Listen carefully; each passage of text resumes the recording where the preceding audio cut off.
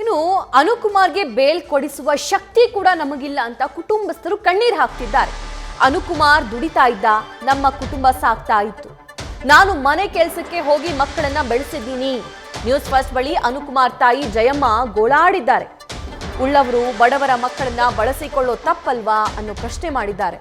ಈ ಪ್ರಶ್ನೆಗೆ ದರ್ಶನ್ ಉತ್ತರ ಕೊಡಬೇಕು. ಫ್ಯಾನ್ ಅಂತ ಹೋಗಿದ್ದ ಅಮಾಯಕನಿಗೆ ಹೀಗ್ ಮಾಡಿದ್ದಾರೆ. ಹೇಗಾದ್ರೂ ಮಾಡಿ ಮಗನನ್ನ ಬಿಡಿಸಿಕೊಡಿ ಸ್ವಾಮಿ ಅಂತ ಮನವಿ ಮಾಡಿಕೊಳ್ತಾ ಇದ್ದಾರೆ. ನ್ಯೂಸ್ ಫಸ್ಟ್ ಜೊತೆ ಅನುಕುಮಾರ್ ತಾಯಿ ಜಯಮ್ಮ ಮನವಿ ಮಾಡಿಕೊಂಡಿದ್ದಾರೆ, ಕಣ್ಣೀರು ಹಾಕಿದ್ದಾರೆ.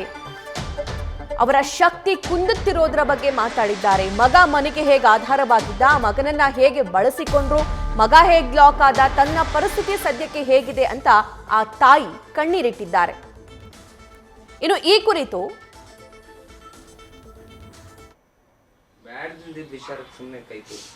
ಇಲ್ಲಿ ಮತ್ತೆ ಅವನೇ ಸಣ್ಣನೇ ಎಲ್ಲ ಮಾಡ್ತಿರೋದು. ಏನ್ ಮಾಡ್ತಾನೆ, ಅಷ್ಟು ಆಸಿದ್ದ ಅಕ್ಕ ಅಕ್ಕ ಅಕ್ಕ ಅಕ್ಕ ಯಾವ ನೋಡಿದ್ರು ಬಡ್ಕ. ಏನ್ ಮಾಡ್ತೀಯ, ಅದೃಷ್ಟ ತರಲಿಲ್ಲ. ಚೆನ್ನಾಗಿದ್ದ ಇಲ್ಲೇ ಕುತ್ಕೊಂಡು ಕಟ್ಟೆ ಮೇಲೆ ಕುತ್ಕೊಂಡು ಕಾಫಿ ಕುಡ್ದು ನೀರು ಕುಡ್ದು ಇಲ್ಲಿ ಕೆಳಕ ಲೈಟ್ ಕಂಬ ತಕ್ಕೋಗಿದ್ದಾನೆ ಅಷ್ಟೇ. ಎಂಥ ಸಾವಿರ ನಡ್ತಾರೆ.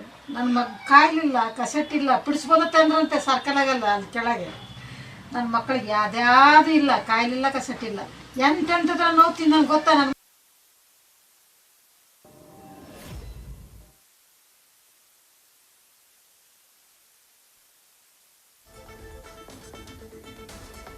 ಸಣ್ಣ ನೈಟು. ಏನು ಮಾಡ್ತೀಯ, ನಮ್ಮ ಅದೃಷ್ಟಕ್ಕೆ ಎಲ್ಲ ಹೋದ್ರು,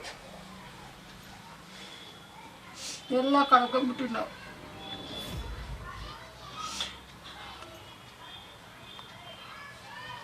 ಇರೋ ನಮ್ಮ ಮೊಮ್ಮಗನೂ ಕಳಿಸಿದೆ, ಗಂಡನೂ ಕಳಿಸಿದೆ. ಯಾರಿಲ್ಲ ನಮಗೆ. ಇವತ್ತೇ ಸತ್ರು ನಮಗೆ ದಿಕ್ಕಿಲ್ಲ. ಈ ಅಪ್ಪ 4, ಸಣ್ಣ ಅಪ್ಪಗೂ 2. ಮಾಳಪೇಟೆಗೆ ಇದ್ದಾನೆ. ಈ ಪಾಪನ ಈಗ ಒಬ್ಬನೇ ಇರೋದೀಗ.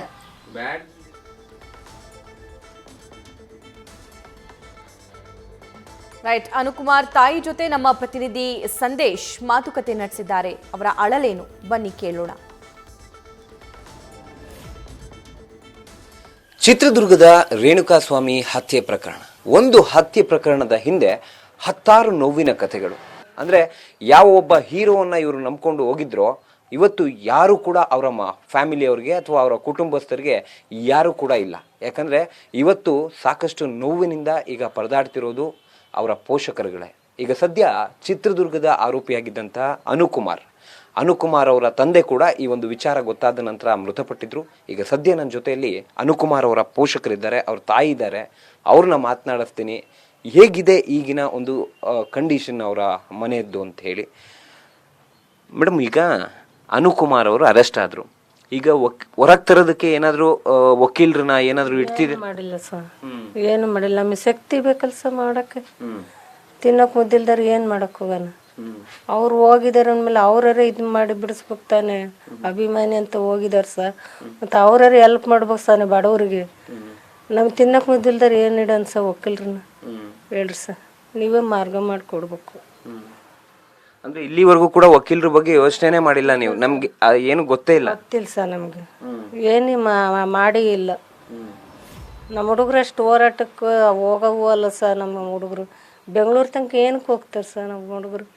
ಅಲ್ಲ, ಈಗ ನಿಮ್ಮ ಮಗ ಅರೆಸ್ಟ್ ಆದ್ಮೇಲೆ ನಿಮಗೆ ಆರ್ಥಿಕವಾಗಿ ಅಂದ್ರೆ ದುಡ್ಡಿನ ವಿಚಾರದಲ್ಲಿ ಆತನೇ ದುಡಿತಾ ಇದ್ನ ಹೇಗೆ ಅಂತ? ದುಡಿತಿದ್ದ ಸರ್, ಆಟಕ್ಕೆ ಹೋಗ್ತಿದ್ದ, ಅಷ್ಟೆಷ್ಟು ತಂದು ಕೊಡ್ತಿದ್ದ, ಮಂತೇನೆ ನಡ್ಸ್ಕೊಂಡು ಹೋಗ್ತಿದ್ವಿ. ಮತ್ತು ಅವನೇ ಇಲ್ಲ ಅಂದಮೇಲೆ ಏನು ಮಾಡ್ಬೇಕು ಸರ್?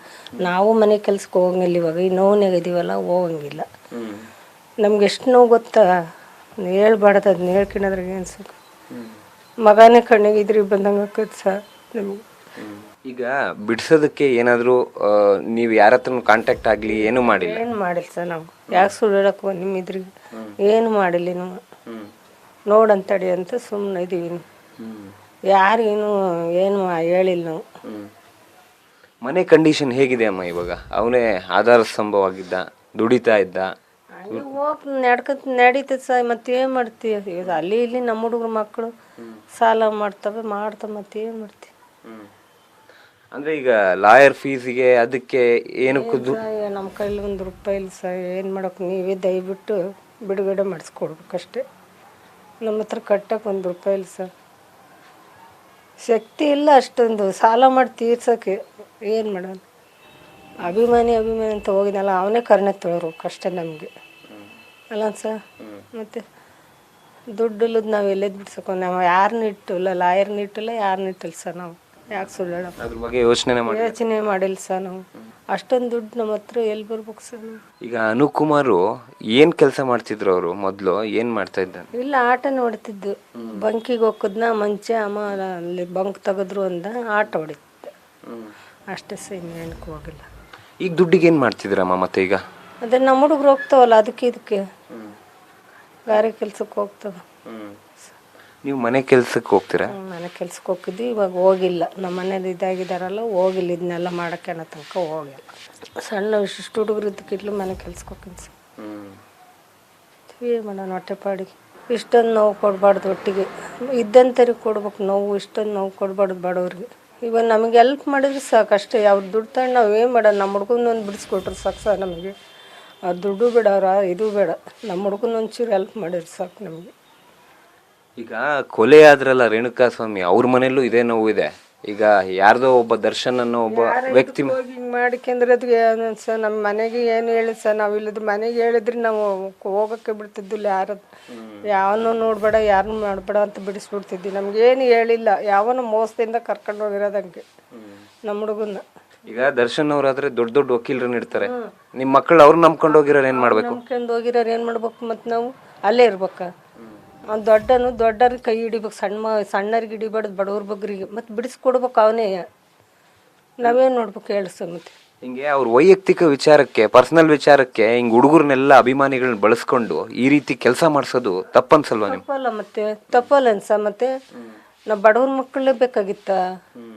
ಅಂಥದ್ಕೆಲ್ಲ ವಹಿಸ್ಕೋಬಾರ್ದು. ಬಡವ್ರ ಮಕ್ಕಳನ್ನ ನಾವು ಗಂಜಿ ಕುಡಿಯೋಕ್ಕೆ ದುಡ್ಡಿಲ್ಲ ಅಂದರು, ಅಂಥದ್ಕೆಲ್ಲ ನಾವು ಎಲ್ಲಿದ್ದೆ ತರಕ್ಕೆ ಸಿಕ್. ಈಗ ನೀವು ವಕೀಲರನ್ನ ಇಡಲ್ಲ, ದುಡ್ಡಿಲ್ಲ ಸರ್. ಮತ್ತೆ ವಕೀಲರಿಗೆ ಇಡಕ್ಕೆ ದುಡ್ಡು ಬೇಕಿಲ್ಲ ಸರ್ ನಮಗೆ. ನೋಡಿದ್ರಲ್ಲ, ಇದಿಷ್ಟು ಅನುಕುಮಾರ್ ಅವರ ತಾಯಿಯ ಮಾತು. ಕ್ಯಾಮ್ರಾಮನ್ ರಾಘವೇಂದ್ರ ಜೊತೆ Sandesh, news fast, Chitradurga. News first, ನಿರ್ಭೀತಿಯಿಂದ ನಿಮ್ಮ ಪರವಾಗಿ.